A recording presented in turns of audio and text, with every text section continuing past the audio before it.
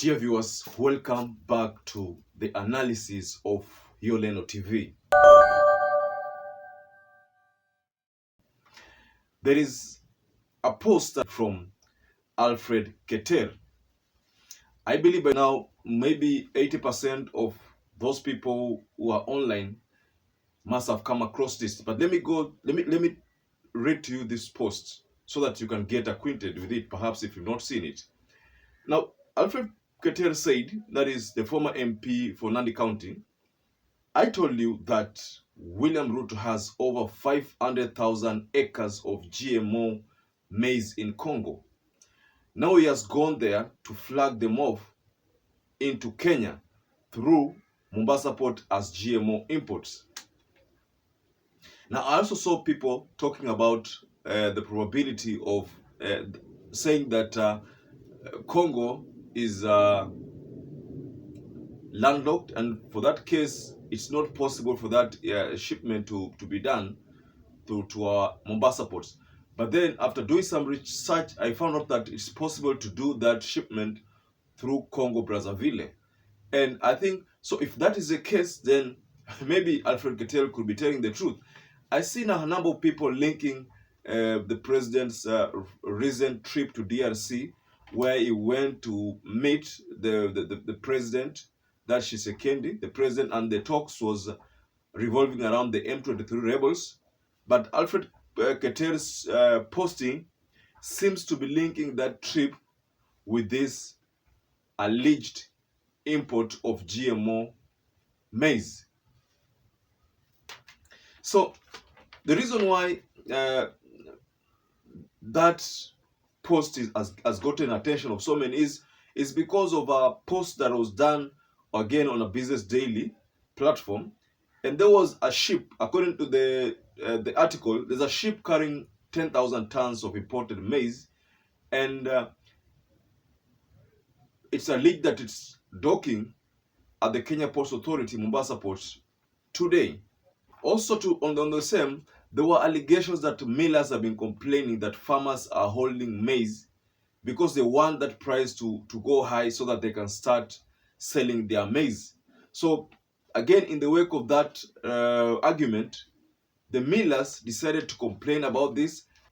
Gavril Ati, the chief executive officer of Trinidad Millers, he had to post a statement. He said, "We are hardly getting stocks from the farmers despite good prices in the market." Now that is a statement from the Trident Millers chief executive officer. Moses Kuria initially alleged that the farmers are holding on to a lot of maize. So the stores are full of maize, but they're not releasing this maize to the millers because they want the prices to go high. So I think that is trying to link what I think that one is because of when the government decided to, now that they want to import maize, duty-free maize from outside, that is the time you realize that these farmers now started crying that now sisi tumesha harvest, tulisha mesha matatizo, tuko na mahindi imejaa, mbona mnataka kuchukua mahindi ya nje? So I think there is something that is happening behind the scenes that people are not being told about. I think these farmers are doing what most people in trade call hoarding. So they're holding on to the maize so that they can wait for prices to go high. So when prices go high, that is the time they take advantage of the new market prices. So millers seems to be supporting the government's move of importing maize, but this is a blow to to Azimio, to Kenyans, to so many other people, especially the religious community that been crying foul over importation of GMO maize.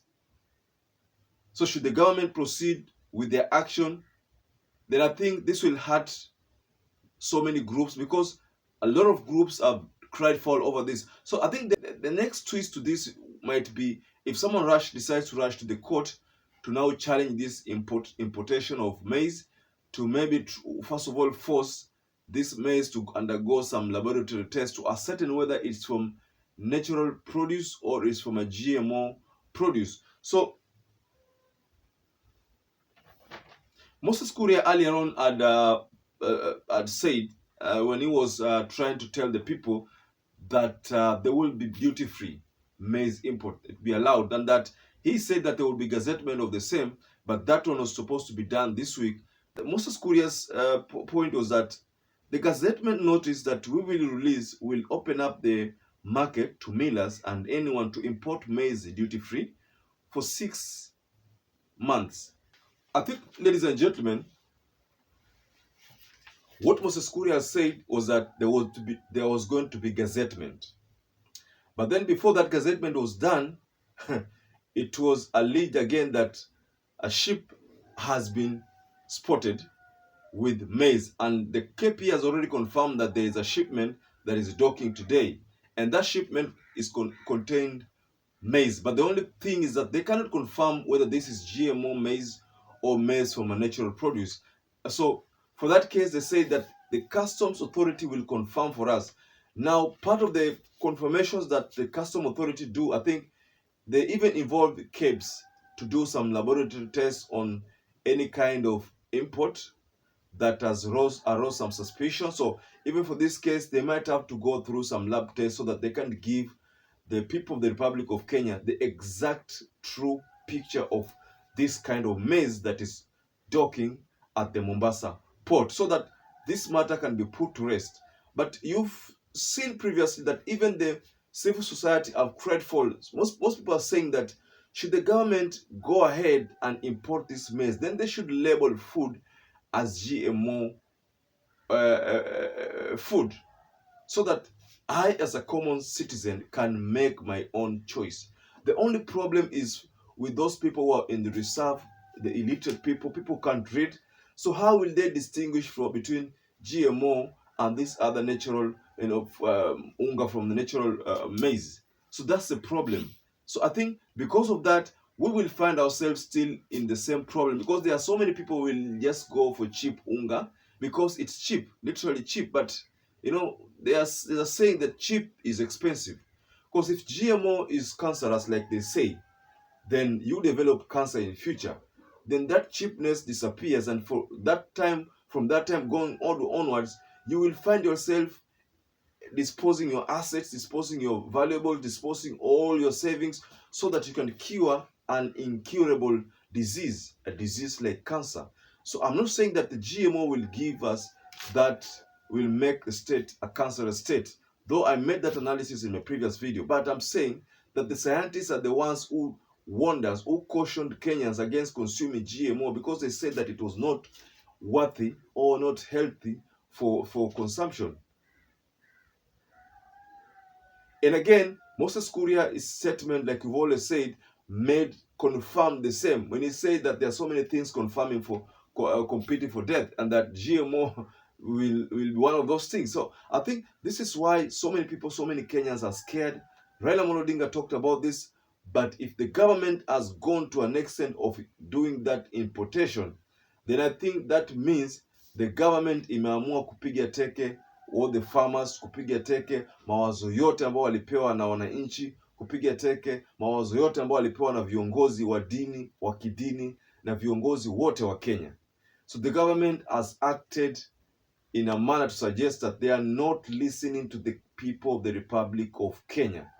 That's not good for our country. If I were the president, I would have constituted